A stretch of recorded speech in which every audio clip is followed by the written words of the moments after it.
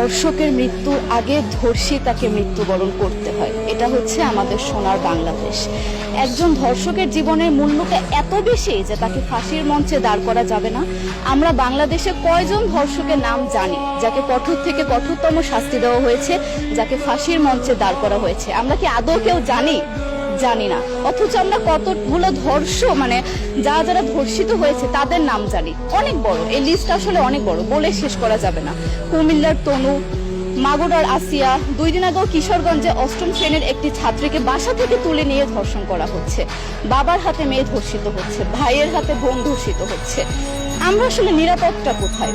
আমার মনে হচ্ছে আমরা যেন আইয়ামে জাহেলিয়া যুগে চলে গিয়েছি।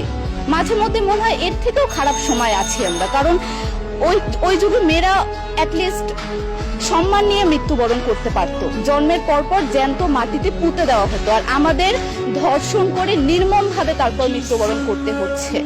যদি সরকার আমাদের ওই নিরাপত্তা নাই দিতে পারে, তাহলে সরকারের কাছে আমাদের অনুরোধ, আমাদের জ্যান্ত মাটিতে পুঁতে দেখ। আমরা বেঁচে থাকতে চাই না, আমরা সম্মান নিয়ে মৃত্যুবরণ করতে চাই। আমরা এই দেশে থাকতে চাই না যে এই দেশে আমাদের কোনো নিরাপত্তা নেই, যে এই দেশে রাস্তা দিয়ে হাঁটলে আমাদের মধ্যে একটা আতঙ্ক কাজ করে, তখন কি না কি হয়ে যায়। আইন উপদেষ্টা বললেন যে ধর্ষকের নাকি ফাঁসি দেওয়া সম্ভব হবে না, তাহলে নাকি নিরীহ মানুষকেও মাঝে মধ্যে ফাঁসির ব্যবস্থা করা, মিথ্যা মামলায় ফাঁসিয়ে দিয়ে ফাঁসির ব্যবস্থা করা হতে পারে। আইন উপদেষ্টার কাছে আমার প্রশ্ন, আল্লাহ না করুক আজকে যদি আপনার কাছের কেউ, আপনার বোন অথবা আপনার স্ত্রী অথবা আপনার মেয়ের সাথে যদি এরকম কোনো কিছু হতো, আপনি কি আসলে এটা বলতে পারতেন যে না, ধর্ষককে ফাঁসি দেওয়া যাবে না? কোনোদিনও পারতেন না। আপনি সবার আগে তার ফাঁসির ব্যবস্থা করতেন, সম্ভব হলে নিজের হাতে মেরে ফেলতেন। তাহলে আমাদের বেলায় কেন এত বৈষম্য? আমরা কি দোষ করেছি? আমরা কি নারী না?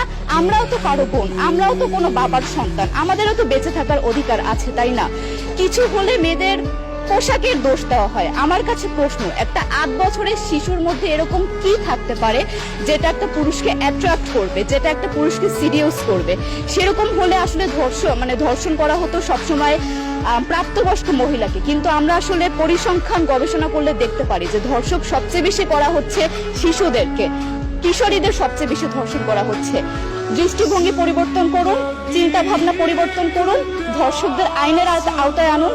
যদি আইন উপদেষ্টা অথবা প্রশাসন যদি ধর্ষকদের শাস্তির ব্যবস্থা না করতে পারে, আমাদের হাতে তুলে দেন, আমরা নিজেদের হাতে শাস্তি দিয়ে দিতে পারবো। এই সাহস আমাদের মধ্যে আছে। বেঁচে থাকার জন্য আমাদের যতটা কঠিন হতে হবে, আমরা কঠিন হওয়ার জন্য প্রস্তুত আছি। আমরা ফাঁসি চাই, ধর্ষকদের কঠোর থেকে কঠোরতম শাস্তি চাই। যতদিন না পর্যন্ত ফাঁসি দেওয়া হবে, যতদিন না পর্যন্ত ধর্ষকদের শাস্তির ব্যবস্থা করা হবে, আমরা আমাদের আন্দোলন অব্যাহত রাখবো। দরকার হলে আমরা শিক্ষা প্রতিষ্ঠান বন্ধ করে দিব, তবুও আমরা থামবো না। এটাই আমাদের দাবি।